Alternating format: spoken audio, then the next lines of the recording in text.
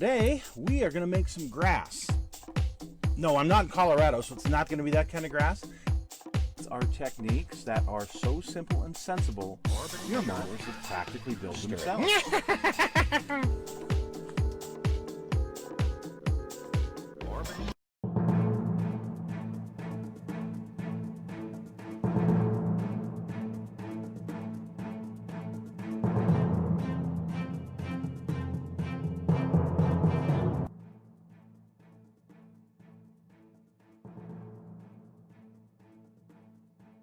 Hello folks, it's Mad Dog Merv and welcome to the Kit Hoarder Stash on this Thanksgiving edition.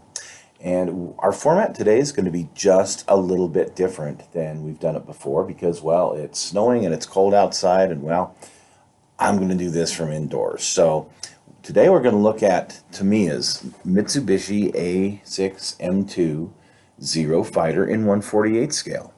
Now, a lot of folks wonder, particularly around Christmas time, I want to get my kids into modeling. What's a good model to start with? And I used to always tell them that Tamiya's M41 Walker Bulldog was a good one.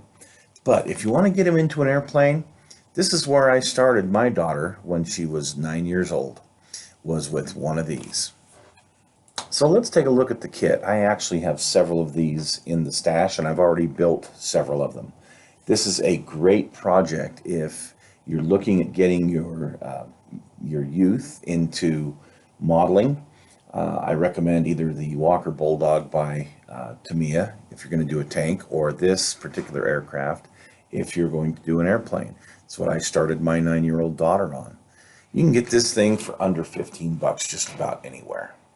So in looking at the decals, even though this kit came out in 1973 originally, I've never had any cracked decals in any of the versions that I've gotten.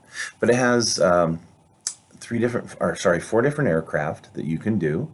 One from the aircraft carrier Akagi, and then a couple others from the Pacific. I've never done the others because I've never needed to do the others. So there are 4 sprues when you open the box. There's the wings, I should say the bottom of the wing. There's the fuselage and wheels on one sprue. There's the clear sprue, and there's the top of the wings. Your tailplane, your engine cowl are on a whole separate sprue, and it's molded in kind of a light gray, which is helpful when you decide to paint this, because of course these early ones were all light gray. So looking at this first sprue, you've got the 2 halves of the fuselage. You get either the wheel covers if you want to do it gear up, or you could do it gear down if you want. You've got the auxiliary fuel tank on it. No flash. This thing assembles really easily. Here you've got you got a seated pilot and a standing pilot if you want to use them in a diorama or something. Your interior cockpit, your cowling, the spinner, the propeller, look at that, it's all one piece. That's nice. And then the tops of your wings, and then of course the bottom of the wing, all one piece with some really nice molded in detail in the wheel wells. So this thing actually goes together really well. Yeah, the Hasegawa kit's nice too, but I'll tell you what, you'll see the results on this thing. It's awesome. The clear parts are great. You can do it with the canopy open, or you can do it with the canopy closed. That's a nice option to have. I can tell you that there is a little bit of fit issue with the closed canopy, a couple of little teeny gaps, but they're pretty easy to fix. So what I did with mine is I always paint my cowlings with insignia blue, not black, but insignia blue. And yeah, I know it looks funny, but once I dull coat it, it gives it kind of that bluish black look that Mitsubishi had on their cowlings. I simulate the paint chips with just a little bit of silver, and you'll see the results here in a few minutes. So I'm fortunate enough that I still have some of the old Floquil railroad color concrete. And I'll mix this with a bit of white, and I really do about 50-50 to give me kind of the Amiero look that the Zero Fighters had. They were a light gray, but a lot of the light grays out there really don't look accurate. If you've ever seen relics, they kind of a tannish gray. So once you build this thing up, and you can do it in a few hours, this thing goes together great. You use Tamiya's extra thin cement, the thing just flies together, and you can see the results here. You can see the cowling is done with that insignia blue and then dull coated. But this is the decals that come in the kit. Just a little bit of Solvaset on it, and they sink right on in. And it turns out pretty darn good. I've used this to do all of my Pearl Harbor planes. I've got the one from the Akagi. I've got one from the Kaga. Here, the Soryu.